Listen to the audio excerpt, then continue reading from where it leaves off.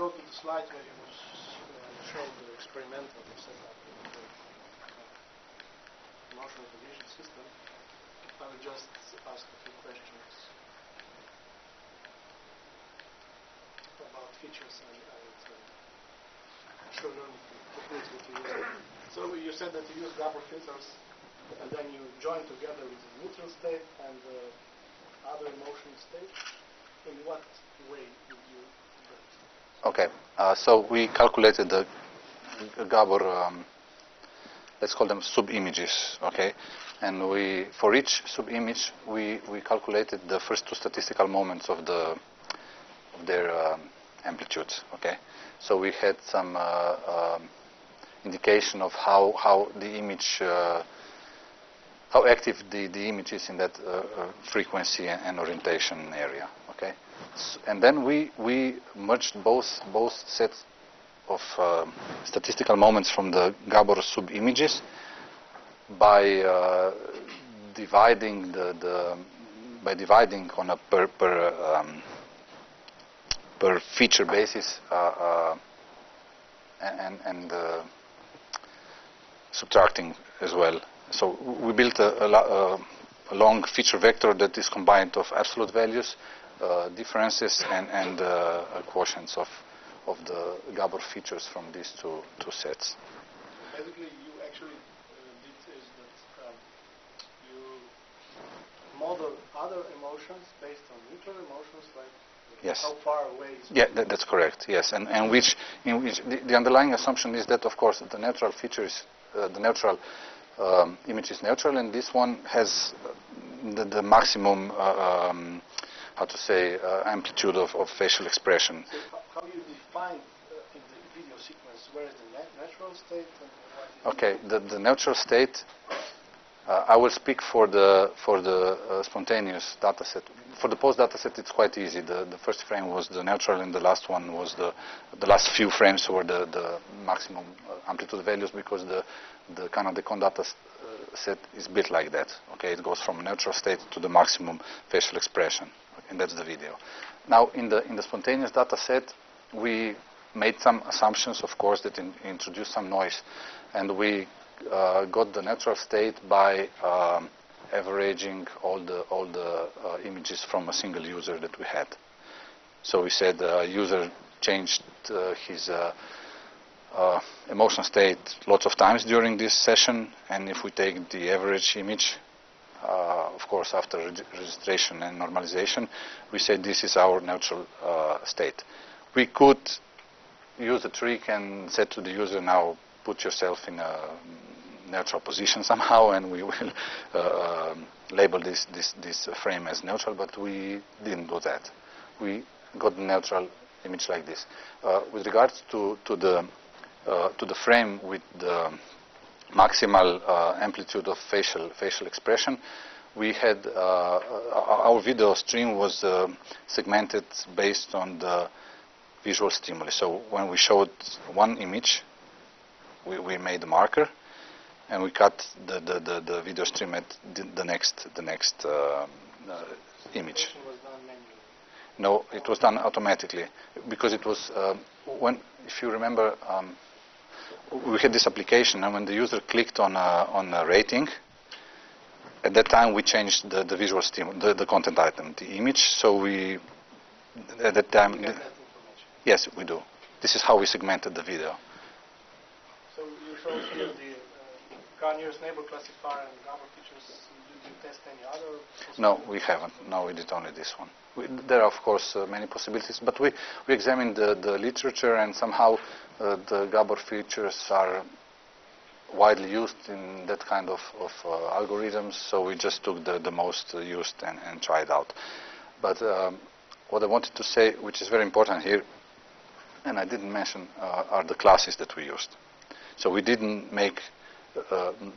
look for precise points in the VAD space, which would be a regression type of machine learning, but we divided the VAD space in 8 distinct classes. So spaces, yes. So we were classifying. We had actually 6 different classes, because 2 of these didn't have any examples for these two classes. So we had 6 different emotive states, distinct classes for the spontaneous data set, and we had 7 different emotive states, basic emotions for the Canada cone. Because otherwise, I believe that the performance would be even worse. Thank you. Thank you for your questions, your answers. Now I give to the supervisor, to Tkalcic, to say whatever he would consider appropriate in this occasion. Thank you for the word. I would like just to point out that 10 years ago, maybe we started with activities in multimedia in our lab. And one of the problems was how to identify the influence of the different materials on the end user. And this PhD work was good fulfillment of one of our expectations. And I have to say that there is a lot of next plans, not only on this the level of those results mentioned here, but we have to enlarge the quality of the model of the recommender system. And I would like just to maybe to go to this experiment. As a colleague Marko said, he took 2 different images. He analyzed 2 different images. Those images are more or less characteristic images of a sequence. And sequence is a movie. And this movie, maybe we have to upgrade or to enlarge this approach, because colleague Marko Tkalčič was not, he said that the experiment was not good and the results are not good, but I think maybe if we have a time in the near future, we can analyze not only 2 images, but we have to analyze maybe vectors of motion vectors, and from these motion vectors maybe we can analyze one kind of behavior of the end user. And so the data should be much, or the influence of such collected data will be much stronger than, if I can say so, stronger, as you said, that you take only 2 pictures or only 2 images, and you manage with those data in the model. This is one of my comments. Maybe we have to extend our experiment to dynamical analysis of dynamic system.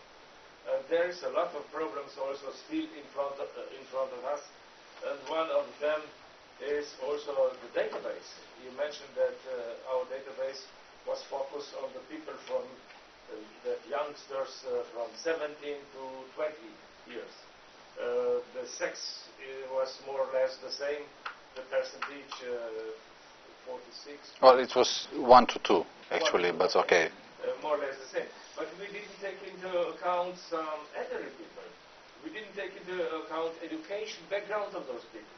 We didn't take into account in this database the social situation of those people. And maybe at the end, also we didn't take into account the psychological effects, because we are not psychologists, we are engineers, of the content or of the questionnaires, of the structure of the questionnaire, how the structure of the content or the structure of the questionnaire is appropriate for this analysis. And you will just comment at the end when I will finish, please. And at the end, I would just say that also we didn't focus ourselves also mostly. You did, but we didn't say what is the importance of the parameter. We just took 5 parameters, and we didn't know what are the other parameters. What is the influence? We just took some parameters from literature, because we focused our activities, or we started our activities from the knowledge from literature, or you started, yes. And at the end, I have to say that you can't still not find one kind of generalized model of the user. Each researcher or each lab has its own approach to the model. Therefore, you can't, in reality, compare the quality of models. Then this is one kind of problem in the whole world. And finally, I will just touch the question of my colleague here. It is not so simple to develop one general linear model. Especially a human being is not a linear system. We are totally non-linear, especially our behavior. Therefore, we had a short discussion with colleague Tkalcic about maybe distributed, linked model, where each element of this distributed system could be a model of the user in one for special situations, for special conditions. And maybe we can just generalize one kind of weak pyramid, or I don't know, pyramid or something like this system as a generalized approach to the model. But you can't find something like this anywhere in the literature in the world. Thank you. Please comment. Okay. I mean, there was a long list of comments, so I will go from the back. So regarding the general user model, yes, this is actually a problem because user modeling approaches are very difficult to compare into different applications or to different investigations that have been made. There were some approaches in ubiquitous modeling, and there was a guy from Saarbrücken, I think, which built some kind of generic user model. It's called GUMO, but there was no experimental data behind. He just built an ontological structure, and so this is an area, yes, that is probably worth exploring. And your comment is also connected to the comment of Professor Rincarelli. Well, I mean, to my answer when I said that we should keep the emotions in order to be able to transfer user models from application to application. So this is, of course, something that should be investigated further.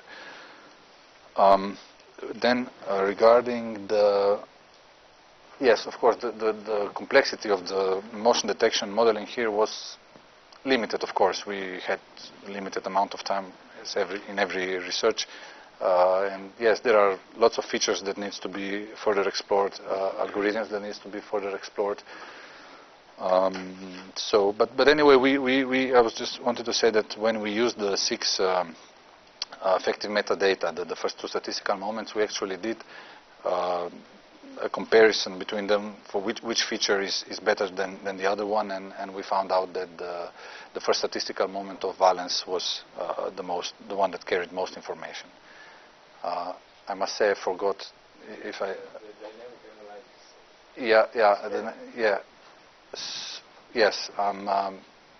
Yes, we took only the 2 extremes here. Let's say the first and the last frame in a sequence, and of course, those that are in between could have some significance as well on the result. So this is again one field that should be further investigated. I'm not sure whether I missed something. Okay. I just said that there is no common model. Yeah, this is the first thing I answered, the general user modeling. Yeah. Okay, thank you. So in short, there are many new dissertations on the horizon. Yeah. I hope so. Are there any questions from the audience? I just have a short question about acquiring your data set. When you just use the webcam, or Yes. just you use the webcam, did you consider using also some eye tracking system to get some more information, some more objective? Well, at the time when we did the dataset acquisition, no, we just said, okay, we give them the items and we record their expressions. But as we have been we've been working